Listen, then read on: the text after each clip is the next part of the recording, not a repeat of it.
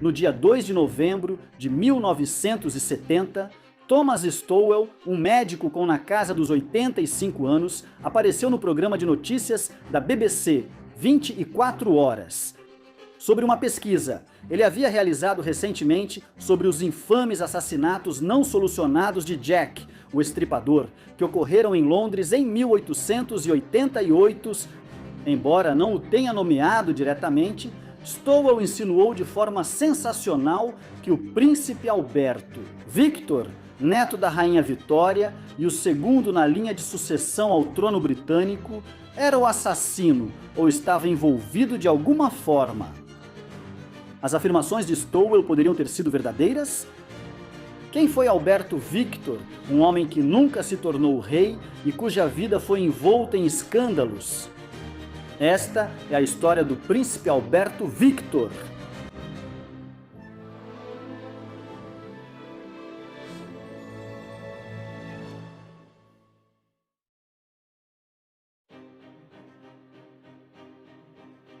O homem conhecido na história como Príncipe Alberto Victor nasceu na Frogmore House, em Windsor, no dia 8 de janeiro de 1864.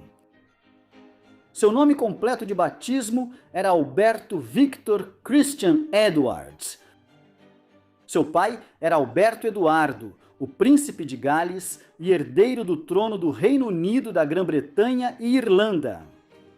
Muitos anos depois, em 1901, Alberto Eduardo se tornaria o rei Eduardo VII da Grã-Bretanha. Consequentemente, Alberto Victor era neto da rainha Vitória, a monarca da Grã-Bretanha desde 1837, que manteria a coroa por 63 anos e meio. Alberto Eduardo se casou com Alexandra da Dinamarca em 1863. Ela era filha de Cristiano IX da Dinamarca, que havia subido ao trono dinamarquês em 1863. Alberto Victor foi o primeiro filho de Alberto Eduardo e Alexandra.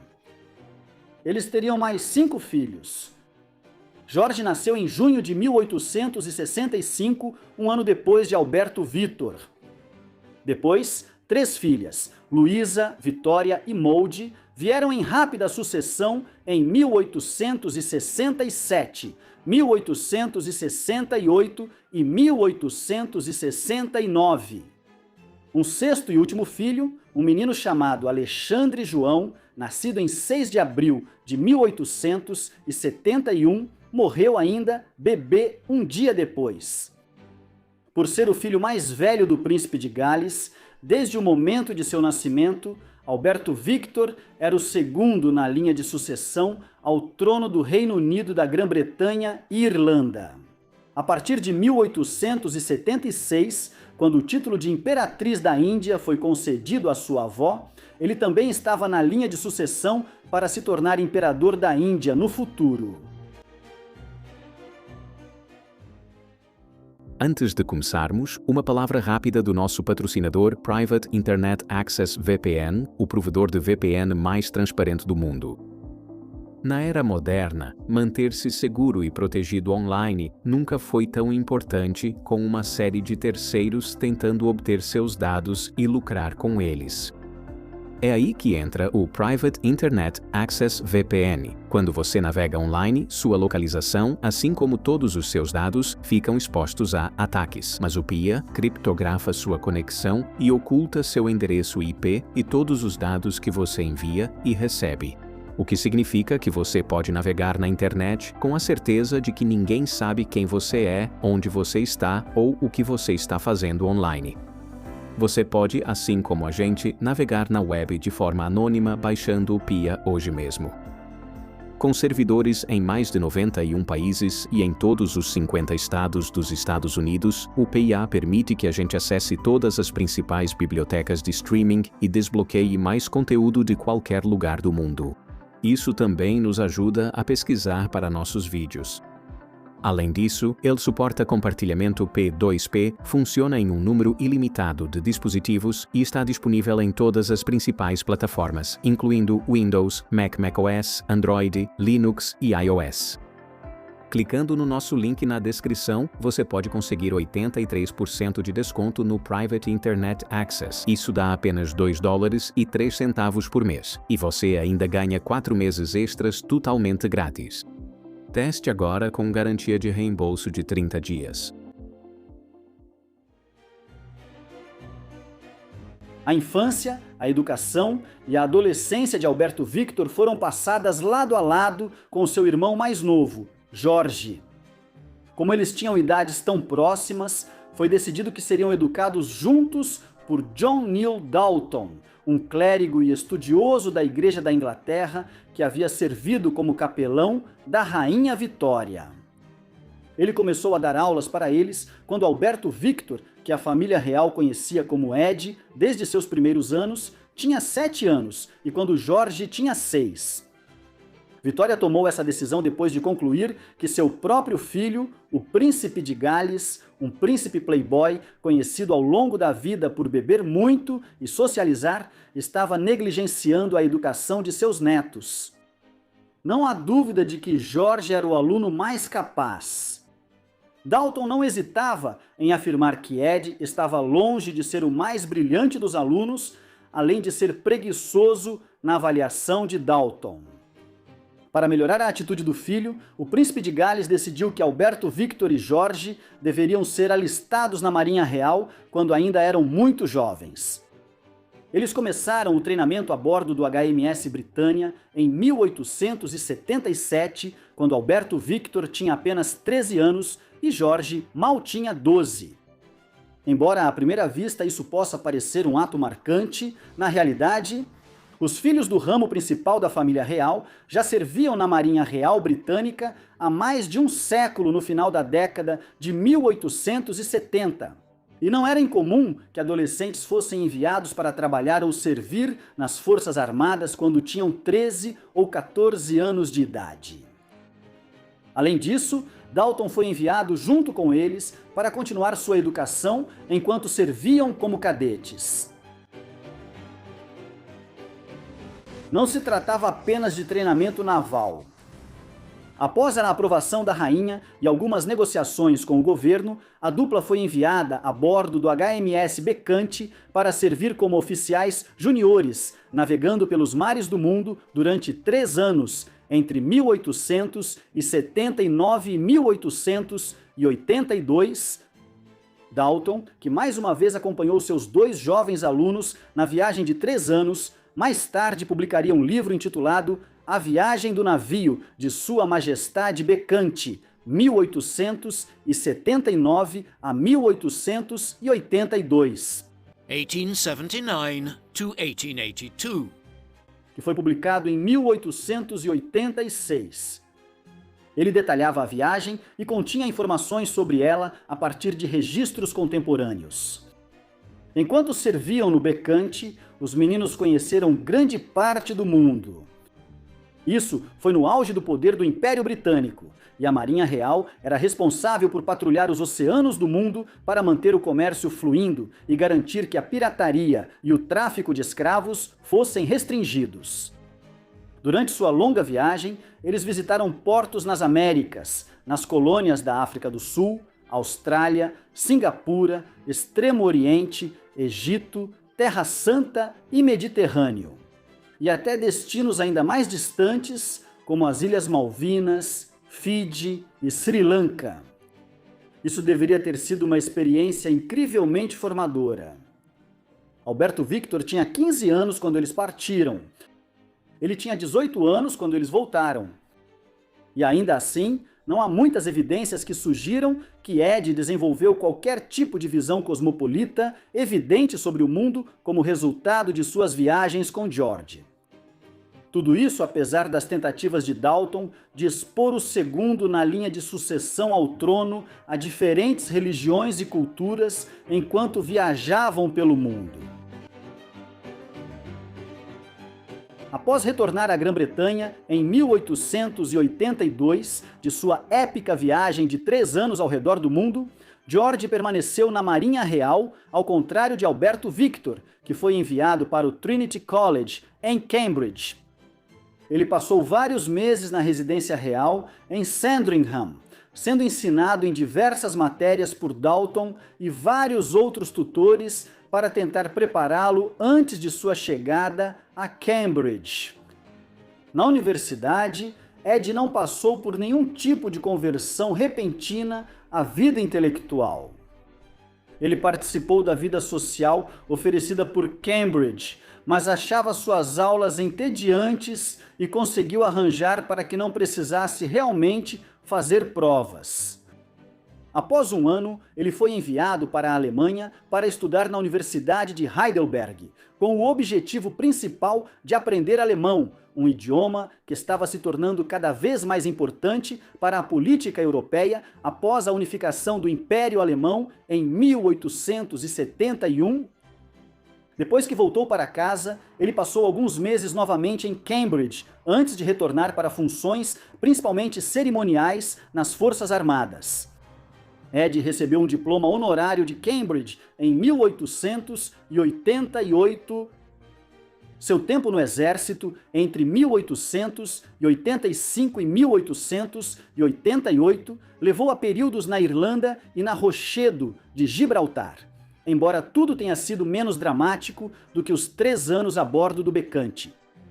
Enquanto isso, quando estava de volta à Grã-Bretanha, o príncipe estava sendo lentamente introduzido nas funções oficiais da realeza. Por exemplo, ele participou da cerimônia de inauguração da Ponte Pencil de Hammersmith, em Londres, no dia 11 de junho de 1887, ao lado de seu pai. A questão do financiamento da vida de Alberto Victor e do restante da família real voltou a surgir durante esses anos. Esse sempre foi um tema de preocupação constante dentro do governo ao longo dos séculos XVIII e XIX, mesmo após terem sido feitos acordos, pelo qual a grande maioria das propriedades da coroa foi colocada sob custódia da nação, e a família real passou a ser subsidiada com recursos do erário público por meio da lista civil. Em tempos passados, os filhos do monarca reinante abusaram do sistema e gastaram muito além de suas posses, especialmente no caso dos filhos do rei Jorge III. Quando os filhos do príncipe de Gales chegaram à idade adulta, a partir de meados da década de 1880, voltou à tona a questão de quanto dinheiro Alberto Victor e seus irmãos receberiam para cobrir seus custos de vida. O resultado foi a Lei dos Filhos do Príncipe de Gales, de 1889. Uma preocupação específica era que Alberto Victor, como segundo na linha de sucessão ao trono, teria sua própria casa e equipe após completar 25 anos em janeiro de 1889. O acordo era que 15.000 libras esterlinas seriam reservadas anualmente para as despesas e equipe de Alberto Victor, e que esse valor aumentaria para 25.000 libras esterlinas por ano assim que ele se casasse. Esse período da vida de Alberto Victor se tornou infame desde a década de 1970. Como foi sugerido que o príncipe esteve envolvido nos infames assassinatos de Jack, o Estripador, que ocorreram entre agosto e novembro de 1888. Esses crimes giraram em torno de 5 assassinatos centrais de 5 mulheres na cidade de Londres, todas ocorrendo no espaço de 10 semanas. As 5 foram Mary Ann Nichols, que foi morta em 31 de agosto de 1888, Annie Chapman, que foi morta 8 dias depois. Elizabeth Stride e Catherine Eddowes, ambas assassinadas em 30 de setembro de 1888, e Mary Jane Kelly, que foi morta em 9 de novembro de 1888.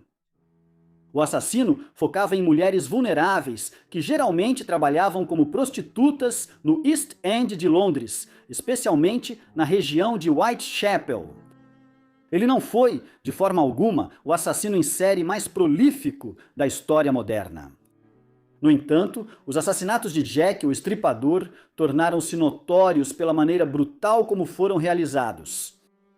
O estripador normalmente assassinava essas mulheres rapidamente, depois mutilava seus abdômenes com uma espécie de precisão cirúrgica, o que mais tarde levou a suspeitas de que ele tinha algum conhecimento de anatomia. Isso se aplicava a 4 das mulheres. O corpo de Stride não foi mutilado dessa forma, e suspeita-se que o assassino em série foi interrompido antes que pudesse aplicar o mesmo processo que usou com as outras 4.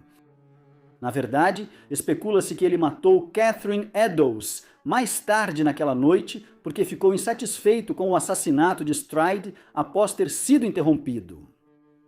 Diversos outros assassinatos, até 1891, foram teoricamente ligados aos 5 canônicos do outono de 1888.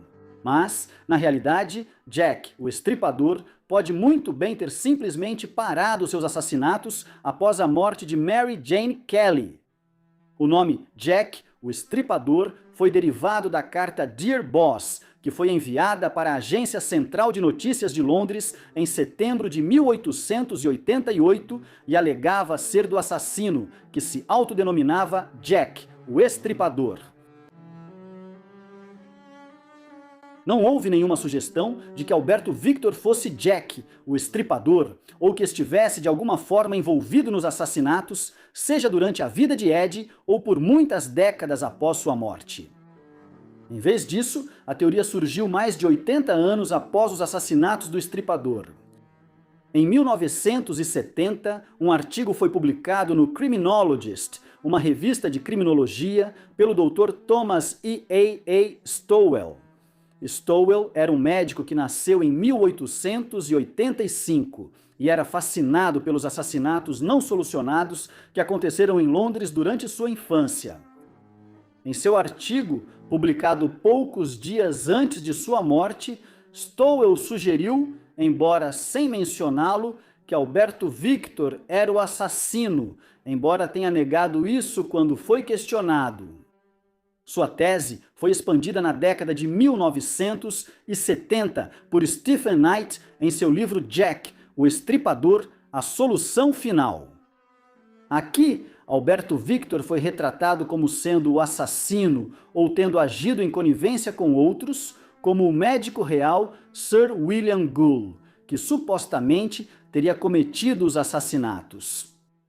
Na versão de Knight, os assassinatos do estripador faziam parte de uma grande conspiração maçônica de indivíduos ligados aos mais altos escalões da sociedade vitoriana, cometendo seus assassinatos perversos contra as mulheres mais vulneráveis da Londres vitoriana. Com o tempo, mais e mais elementos fantasiosos foram adicionados à teoria do envolvimento de Alberto nos assassinatos do estripador. Por exemplo, foi sugerido que seu envolvimento teria sido causado por seu declínio mental provocado pela sífilis. Chegou-se até a propor que Ed, na verdade, não morreu em 1892, mas foi levado secretamente para a ilha de Wight à medida que seu estado psicológico piorava ainda mais. Dizia-se que ele viveu lá em segredo até sua morte em 1930. Foram traçados paralelos entre essa versão dos acontecimentos e o rei Jorge III, um monarca britânico que passou a última década de sua vida, na década de 1810, completamente afastado da realidade. Embora a teoria de Stowell certamente tenha gerado muita atenção nos décadas de 1970, e a representação de Goole como Jack, o estripador, foi ecoada em relatos populares modernos dos assassinatos, como em Do Inferno, de Alan Moore. Na realidade, não há nenhuma evidência disso. Na verdade, há evidências claras que contradizem a teoria de que Alberto Victor teve qualquer envolvimento com os assassinatos de Jack, o estripador. Simplificando, pode-se provar claramente que Ed não estava em Londres na época em que vários dos 5 assassinatos canônicos do estripador ocorreram entre setembro e novembro de 1888. Quando os primeiros assassinatos aconteceram em setembro, o príncipe estava na Escócia, na propriedade real de Balmoral. Embora o século XIX tenha testemunhado uma revolução na rapidez do deslocamento de pessoas, com o advento dos navios a vapor e das ferrovias, ainda levava vários dias para viajar entre a Escócia e Londres no final da década de 1880. Portanto, não há como Albert Victor ter se deslocado secretamente entre a Escócia e Londres para cometer os assassinatos sem que ninguém percebesse. E, de fato, o itinerário real sugeria que ele permaneceu na Escócia o tempo todo. Havia até uma fotografia dele publicada na época, caçando cervos na Escócia, o que prova que ele não estava em Londres. Além disso, Ed simplesmente não era o tipo de pessoa que poderia ter cometido esses assassinatos em segredo. Ele não tinha nem o temperamento, nem o conhecimento de anatomia e instrumentos cirúrgicos que o verdadeiro assassino parece ter possuído. Embora possa haver uma razão plausível para questionar se o médico da realeza foi o responsável, assim como há para qualquer cirurgião em Londres. No outono de 1888, a ideia de que Alberto Victor era Jack, o estripador, é certamente uma teoria falsa e sem mérito. Embora a teoria do estripador só tenha surgido na década de 1970, em 1889, Ed se viu envolvido no escândalo da Cleveland Street. Essa foi uma controvérsia que surgiu em torno de um bordel masculino no número 19 da Cleveland Street, no distrito de Fitzrovia, em Londres, próximo a Bloomsbury e não muito longe de Camden e King's Cross, no centro-norte de Londres. Em julho de 1889, um policial londrino chamado Luke Hanks estava investigando um roubo no escritório central de telégrafos de Londres, quando ele trouxe um adolescente chamado Charles Thomas Swinscoe para interrogatório. Swinscoe estava em posse de uma quantia incomum de dinheiro e isso despertou as suspeitas de Hanks de que ele poderia estar envolvido no roubo. Em vez disso, seu interrogatório revelou que Swinscoe havia conseguido o dinheiro trabalhando em um bordel gay masculino na rua Cleveland, número 19. Investigações adicionais rapidamente se seguiram antes que a polícia chegasse ao prédio com um mandado. Outros foram presos e interrogados assim que ficou claro que várias leis estavam sendo violadas. Entre aqueles que foram interrogados após a batida no bordel estava Henry Newlove. Durante o interrogatório, ele afirmou que várias pessoas de alto perfil eram clientes do bordel no número 19 da Cleveland Street. Entre eles estavam Lord Arthur Somerset, filho do 8º Duque de Beaufort, e o Conde de Euston, Henry James Fitzroy. Esses homens foram interrogados pela polícia em várias ocasiões em agosto e setembro de 1889, ao final das quais Somerset fugiu para o continente para evitar ser processado. Enquanto isso, os homens e adolescentes acusados de prostituição foram rapidamente condenados. Eles receberam sentenças leves, quase certamente em troca de manterem em segredo os detalhes sobre os aristocratas envolvidos. Estranhamente, até esse ponto todo o caso havia sido alvo de pouca atenção pública. Só quando um jornalista, Ernest Park, o editor do North London Press, começou a investigar por que os jovens haviam recebido sentenças tão leves, que os detalhes disso se tornaram mais amplamente conhecidos e isso se transformou em um escândalo público. Alberto Victor logo foi envolvido no escândalo da Cleveland Street, embora seu papel nisso ainda seja debatido até hoje, mais de 135 anos depois. Para entender por que isso estava prestes a se tornar uma grande controvérsia, é preciso compreender as leis da época. A homossexualidade era ilegal na Grã-Bretanha vitoriana, assim como era na maioria dos outros países no século XIX. Essas leis existiam de várias formas há centenas de anos, mas houve um aumento notável no número de processos contra pessoas com base nelas no final do século XIX. Em parte, devido à crença crescente de que a homossexualidade constituía uma patologia, já que uma série de ideias pseudocientíficas proliferava na sociedade ocidental do final do século XIX. Como consequência, houve muitos casos públicos envolvendo acusações de envolvimento em atividades homossexuais no final da Era Vitoriana. Notavelmente, o julgamento do escritor e dramaturgo Oscar Wilde, pelo que na época se chamava de indecência grave em 1895, sua condenação e prisão na cadeia de Reading contribuíram para sua morte prematura em 1900 aos 46 anos de idade. Assim, o escândalo da Rua Cleveland explodiu em uma atmosfera de tensão sobre a posição da homossexualidade dentro da sociedade britânica. Além disso, a Lei de Emenda à Lei Criminal de 1885 aumentou a idade de consentimento sexual de 13 para 16 anos na Grã-Bretanha e introduziu novas penalidades tanto para a homossexualidade quanto para a prostituição. O que significava que a investigação havia descoberto múltiplos delitos ocorrendo no número 19 da Rua Cleveland. As suspeitas sobre o envolvimento de Alberto Victor surgiram inicialmente devido à centralidade de Somerset no caso.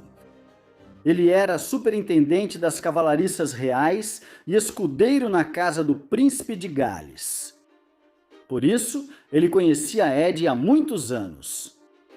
A suspeita é que Somerset mencionou Alberto Victor em relação ao bordel da Cleveland Street quando estava sendo interrogado pela polícia em agosto de 1889. Essa suspeita é agravada pelo fato de que a transcrição de uma de suas entrevistas na época não sobreviveu, sugerindo que foi removida dos registros.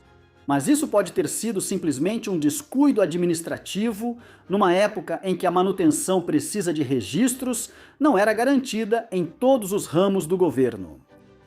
Também houve um relato não confirmado de que Somerset teria passado um pedaço de papel para a polícia com as iniciais PAV de Príncipe Alberto Victor escritas nele.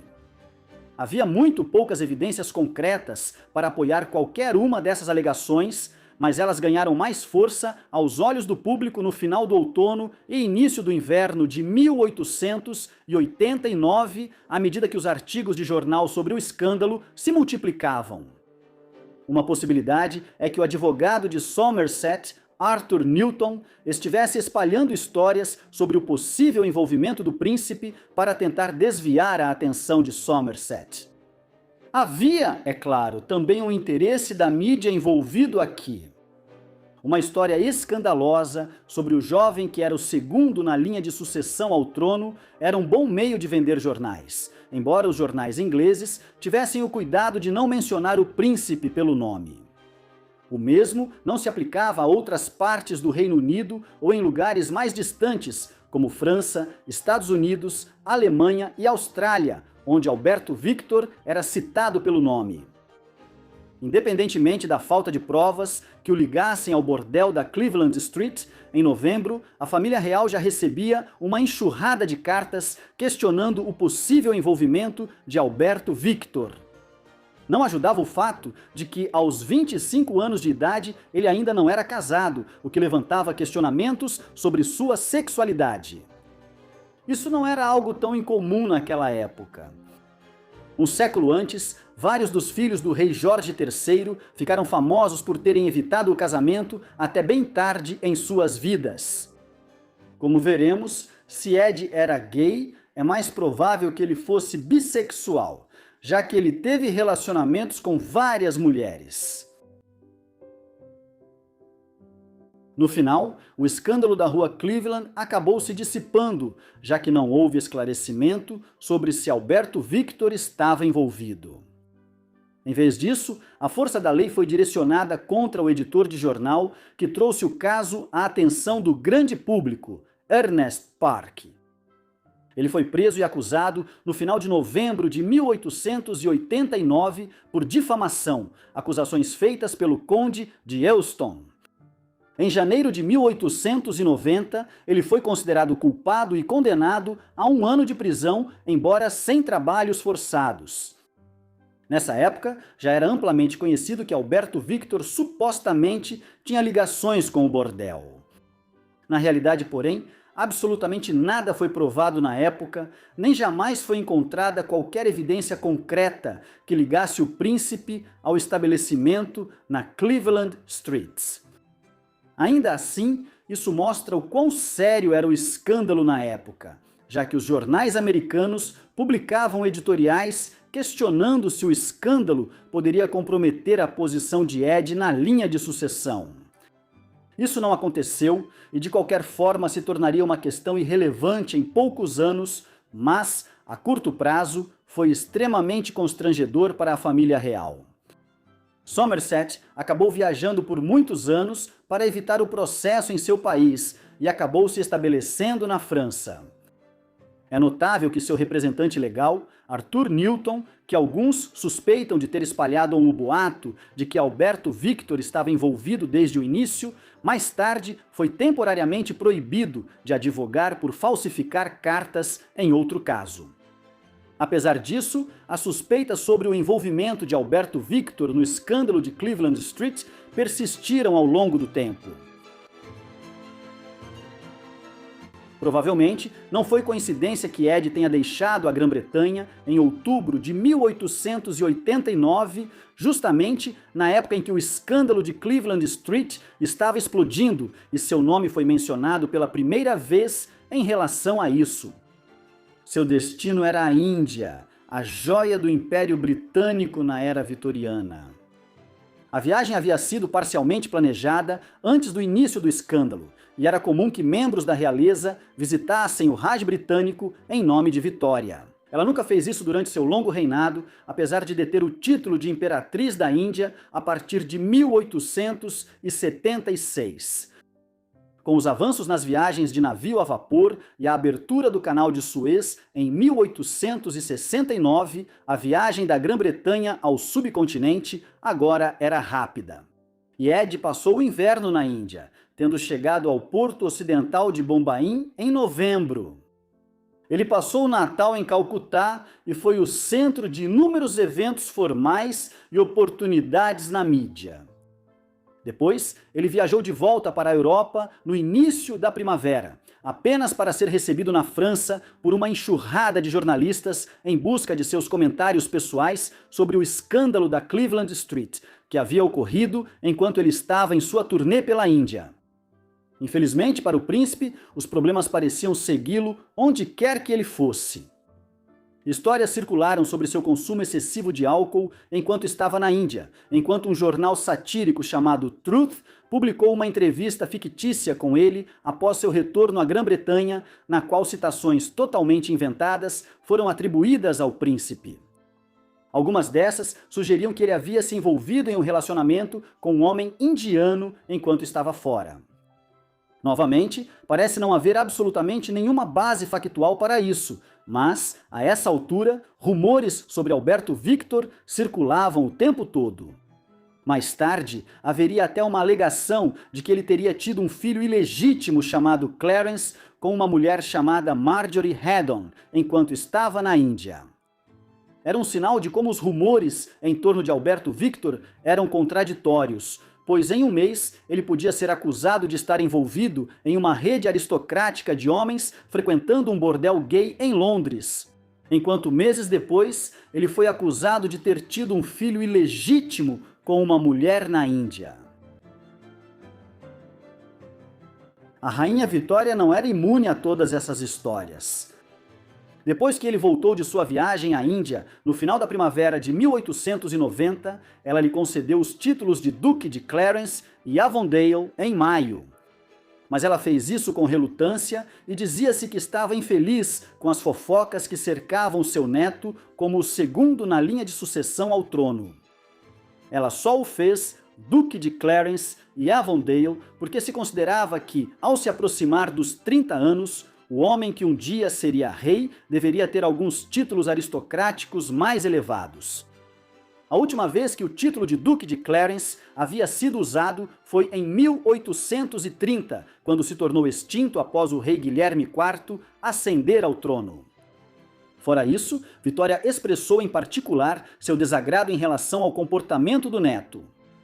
O que ela poderia ter pensado sobre o escândalo da rua Cleveland é desconhecido, mas ela também foi informada sobre seu consumo excessivo de álcool e acreditava que sua conduta, em geral, não era adequada para um herdeiro tão próximo do trono. Curiosamente, vários membros da equipe real e ministros do alto escalão do governo expressaram certa confusão sobre como Vitória podia estar tão bem informada sobre coisas que não estavam sendo mencionadas na mídia a respeito de Ed. A fonte de suas informações nunca foi identificada. É uma observação interessante sobre como a rainha, famosa por ser reclusa, conseguia se manter informada sobre o que acontecia entre os demais membros da família real. Mesmo enquanto vivia em seus palácios e continuava a se vestir com roupas pretas de luto quase 30 anos após a morte de seu marido. Vitória era uma rainha peculiar, mas sabia como administrar a instituição real. Mais ou menos na mesma época em que Alberto Victor foi nomeado Duque de Clarence e Avondale, Vitória e outros decidiram que a melhor maneira de acabar com todas as especulações sobre sua sexualidade e atividades e de fazê-lo levar uma vida mais estável era encontrar uma esposa para ele. Vitória estava entrando na casa dos 70 anos e era muito provável que seu filho e herdeiro não governasse por muito tempo. Ele estava prestes a completar 50 anos e suas próprias escolhas de estilo de vida não eram saudáveis. Assim, embora Alberto Victor não estivesse diretamente na linha de sucessão ao trono, era bastante plausível que ele pudesse se tornar rei em cerca de 10 anos. Assim que sua avó morresse e se a saúde debilitada de seu pai também encurtasse sua vida. Assim, Ed precisava se casar e começar a gerar seus próprios herdeiros para garantir a linha direta de sucessão. Uma possível esposa era a princesa Alex de Hesse e Reno, outra neta de Vitória. Ela era filha da princesa Alice, que havia se casado com Luís IV, grão-duque de Hesse e Reno. Sua mãe morreu em 1878, quando Alex tinha apenas 6 anos de idade, e depois disso, ela passou grande parte de sua juventude na Grã-Bretanha. Vitória tinha uma relação especialmente próxima com ela, e Alberto Victor havia demonstrado interesse em possivelmente se casar com sua prima em 1889. No entanto, Alex deixou claro que não tinha interesse em se casar com ele, e acabou se casando com o czar Nicolau II da Rússia em 1894. Ela, consequentemente, se tornou a última czarina do Império Russo e foi assassinada junto com o resto de sua família pelos bolcheviques na Rússia em julho de 1918, nos estágios iniciais da Guerra Civil Russa. Outra candidata que foi considerada como possível esposa para Alberto Victor foi a princesa Margarida da Prússia, outra das muitas netas da rainha Vitória. O pai de Margarida era Frederico III, o governante que havia governado brevemente o Império Alemão por 99 dias na primavera e no início do verão de 1888.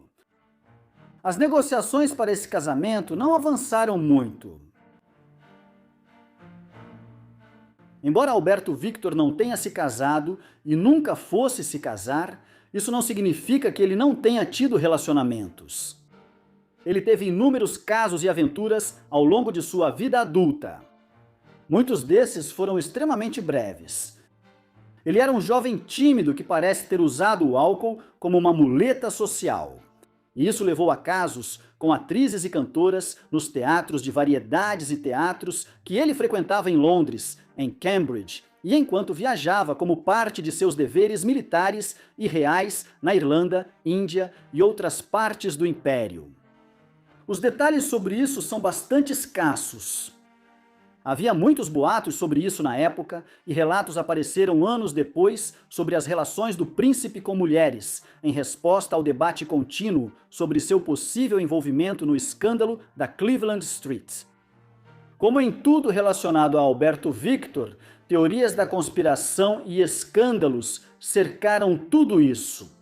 muitos dos quais surgiram após a morte de Ed, incluindo a crença de que ele teria tido um ou mais filhos ilegítimos. Por exemplo, Alice Crook nasceu em Londres em 18 de abril de 1885, filha de Annie Crook. Uma teoria da conspiração surgiu no início do século XX, dizendo que Ed era seu pai, mas isso não é possível. Ele estava na universidade em Heidelberg, na Alemanha, durante os meses de 1884, em que Alice deve ter sido concebida, considerando sua data de nascimento. A atriz francesa de teatro Sarah Bernhardt mais tarde afirmou que Albert era o pai de um filho que ela teve, mas, novamente, não há nada que comprove isso. Os relacionamentos casuais de Ed eram problemáticos, mas não intransponíveis. Eles não eram totalmente incomuns para membros masculinos mais graduados da família real. De qualquer forma, se ele tentasse se casar com alguém de uma classe social diferente, o casamento poderia ter sido invalidado pela Rainha Vitória. De acordo com os termos do Ato de Casamentos Reais, de 1772, que dava ao monarca da época o direito de vetar casamentos reais se achasse que eles manchariam a reputação da família real. Uma questão muito mais problemática surgiu no verão e no outono de 1890, depois que ele voltou da Índia.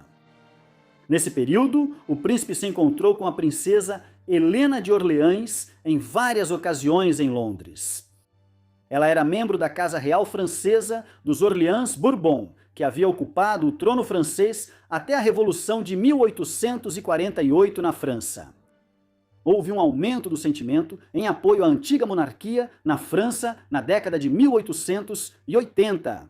E, em 1886, o governo da Terceira República Francesa tomou a precaução de banir os membros da Casa de Orleans Bourbon do país para eliminar a ameaça de qualquer tentativa de restabelecer a monarquia.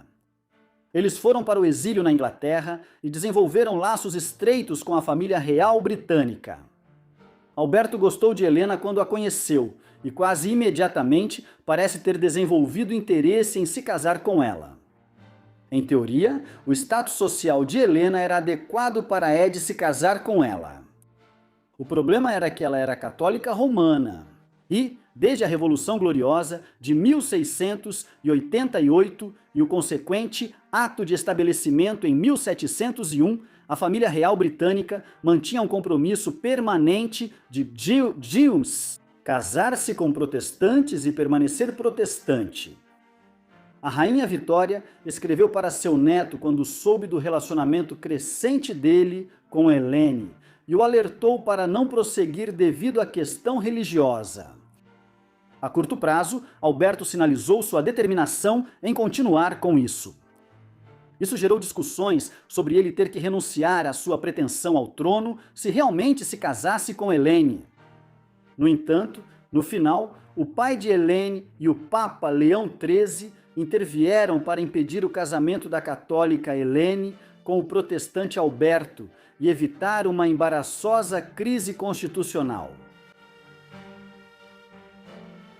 O peculiar namoro entre Alberto Victor e a princesa Helene de Orleans foi discretamente incentivado nos bastidores pelo pai de Ed, o príncipe de Gales, que acreditava que os tempos haviam mudado e que a questão religiosa poderia ser superada caso seu filho decidisse se casar com ela. Ele fez isso porque não estava entusiasmado com outra possível união matrimonial que havia ressurgido em 1890.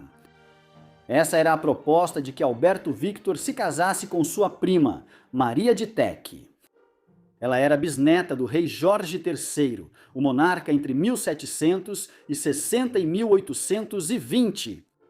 Ela era, portanto, parente próxima da rainha Vitória. O pai dela era Francisco, duque e depois príncipe de Teck. Este era um título alemão, mas era em grande parte honorário, e Francisco e sua esposa, Princesa Maria Adelaide de Cambridge, viviam na Inglaterra.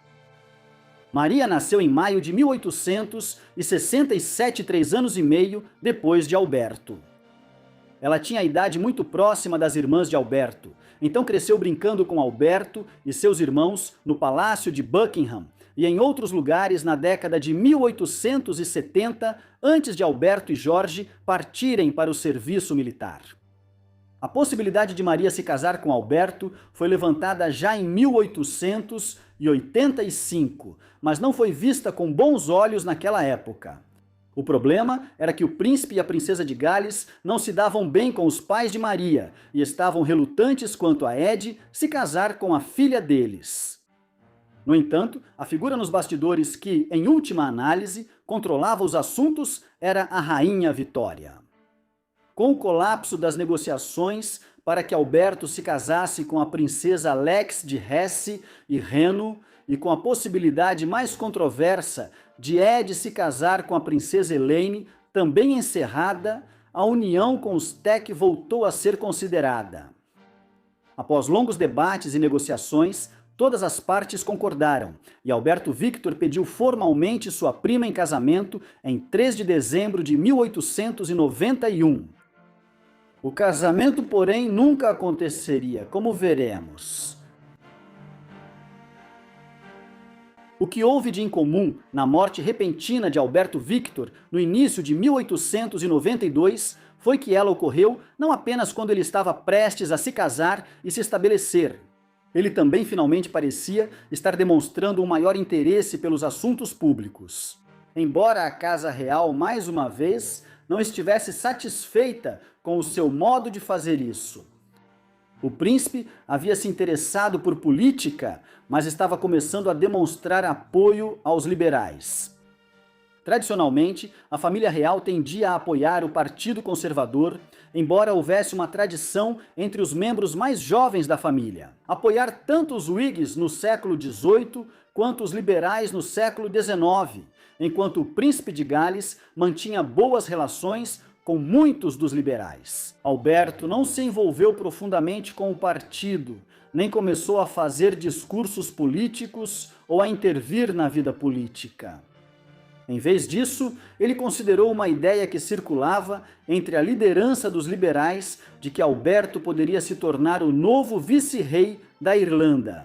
Se os liberais conseguissem vencer as eleições que estavam previstas para acontecer em 1892, pois um parlamento excepcionalmente longo, que havia começado em 1886, estava chegando ao fim. Esse foi um período peculiar na política parlamentar britânica, durante o qual partidos irlandeses pró-autogoverno, como o Partido Parlamentar Irlandês, que queria um parlamento descentralizado estabelecido em Dublin, eram os fiéis da balança em Westminster. Os liberais de William Gladstone dependiam totalmente deles para conseguir a maioria, caso quisessem formar um governo. Como uma concessão aos defensores do autogoverno irlandês, os liberais elaboraram um plano para nomear Alberto Victor como vice-rei da Irlanda, caso retornassem ao poder após anos de governo conservador.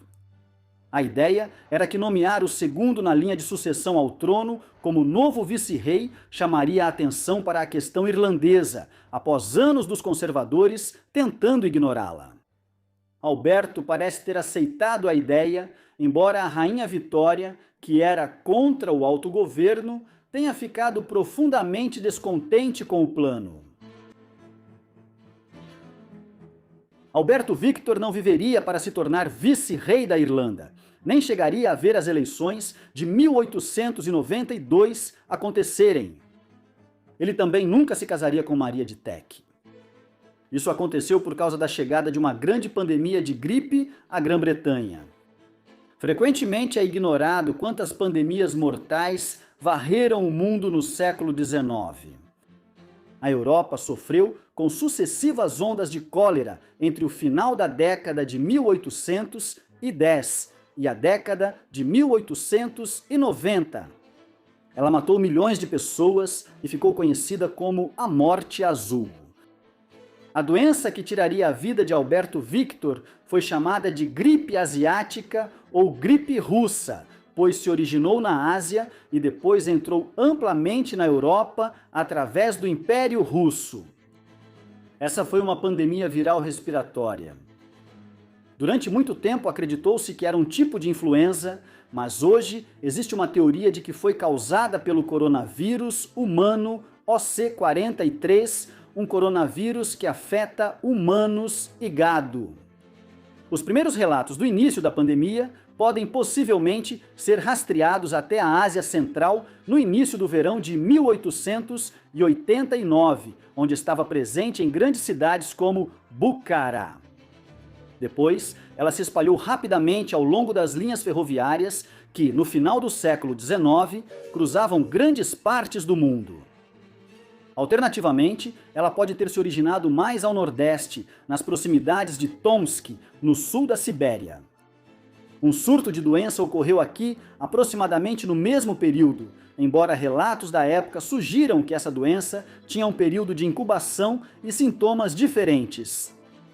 Quaisquer que sejam as origens e a patologia exatas, a gripe russa se espalhou rapidamente até o Mar Cáspio e para o oeste dos Montes Urais.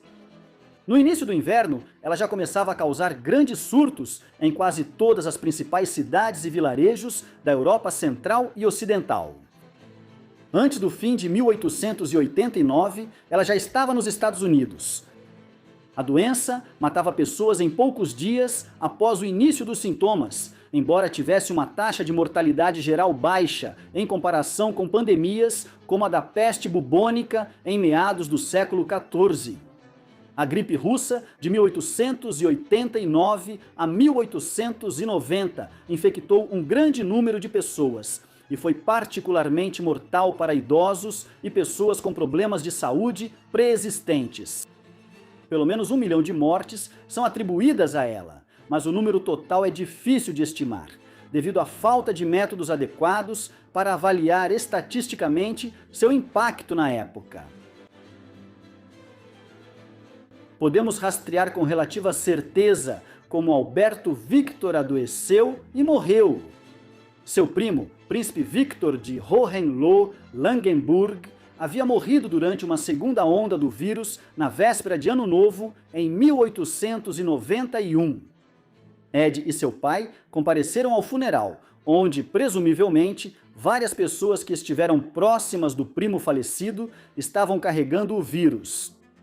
Ed então adoeceu na semana seguinte. No dia 8 de janeiro, em seu 28º aniversário, ele estava tão mal que perdeu o jantar de aniversário naquela noite. A condição dele continuou a piorar nos dias seguintes. Nos dias 12 e 13, as coisas chegaram ao ponto em que familiares vieram para prestar suas últimas homenagens.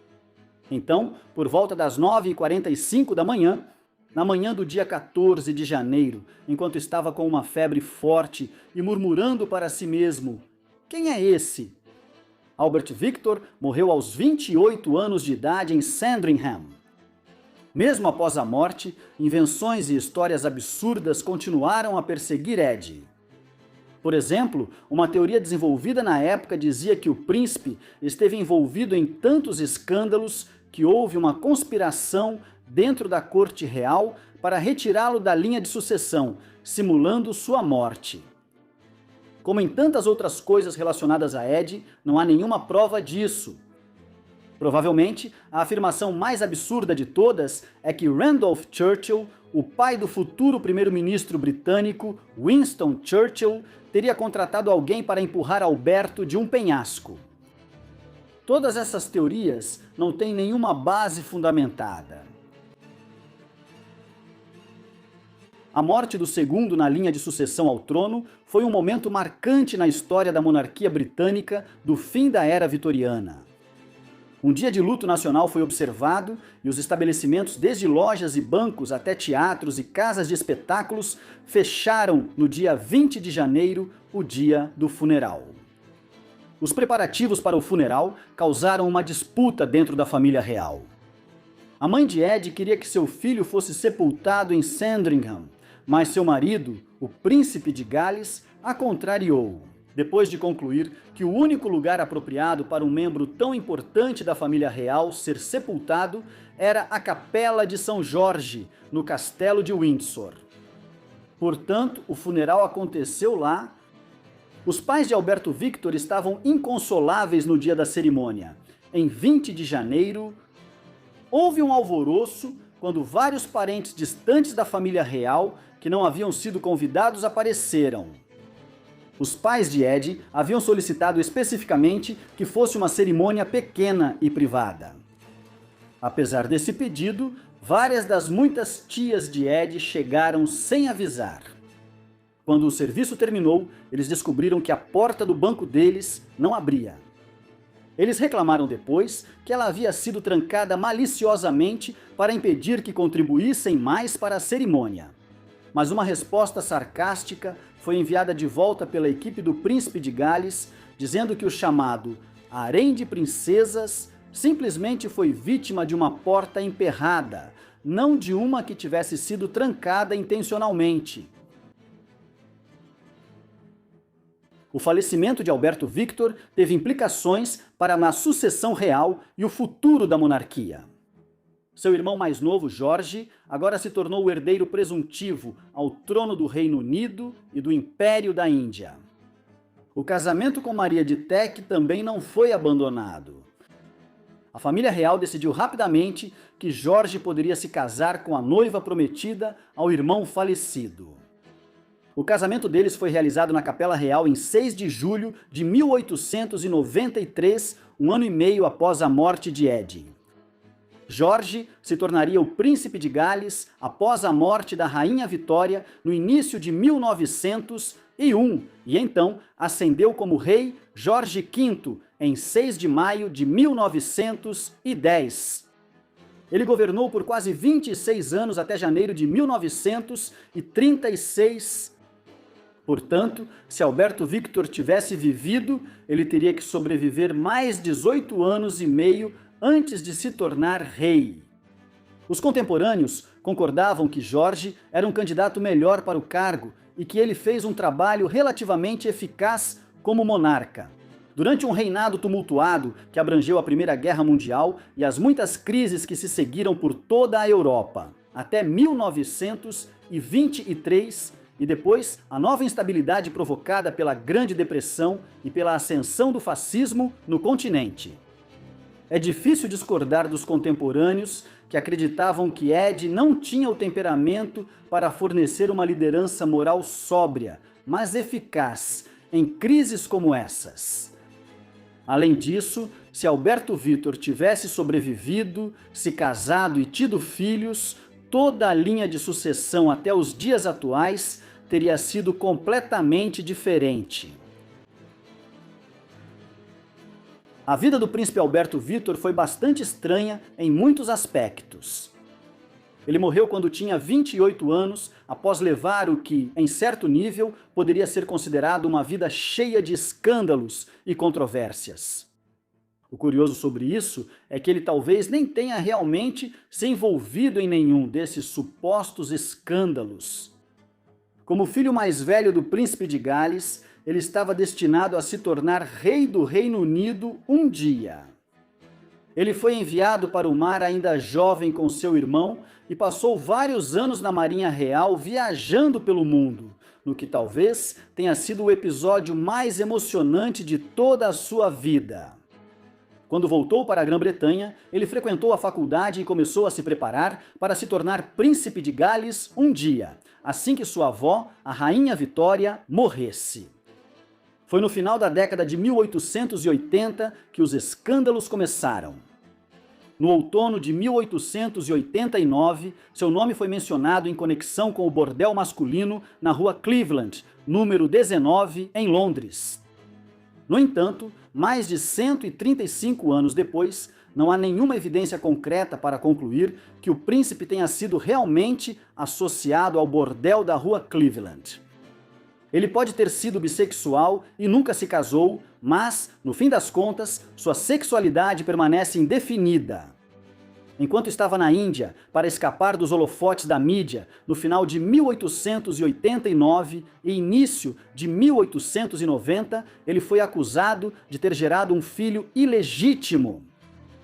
Novamente, porém, não há provas de que Ed foi o pai do menino de Marjorie Haddon. ou mesmo das outras crianças que às vezes foram associadas a ele. Talvez a teoria mais absurda de todas sobre Alberto Victor seja a de que ele próprio era Jack, o Estripador, o notório assassino em série da era vitoriana, ou que teve participação nos assassinatos do Estripador de alguma outra forma. Uma teoria para a qual também basicamente não há evidências. Na verdade, há evidências concretas que provam que ele não estava em Londres quando os 5 assassinatos canônicos ocorreram no outono de 1888. Quando deixamos tudo isso de lado, o que resta é um príncipe que certamente causou um pouco de controvérsia por causa de seu consumo excessivo de álcool, relacionamentos e por não ter se casado e produzido seus próprios herdeiros, e que morreu jovem. Todo o resto é fofoca especulativa, que surgiu ou na própria época de Alberto Victor ou muito depois, no século XX, mas para a qual não há nenhuma evidência concreta. Talvez o mais estranho sobre o príncipe Alberto Victor seja a maneira como um membro relativamente normal da família real se tornou um ímã para tantos escândalos. O que você acha do príncipe Alberto Victor? Havia alguma verdade nos rumores que o cercavam, ou ele foi uma das primeiras vítimas do confronto entre a família real e uma mídia britânica em expansão com imaginação hiperativa? Por favor, deixe sua opinião na seção de comentários. E, enquanto isso, muito obrigado por assistir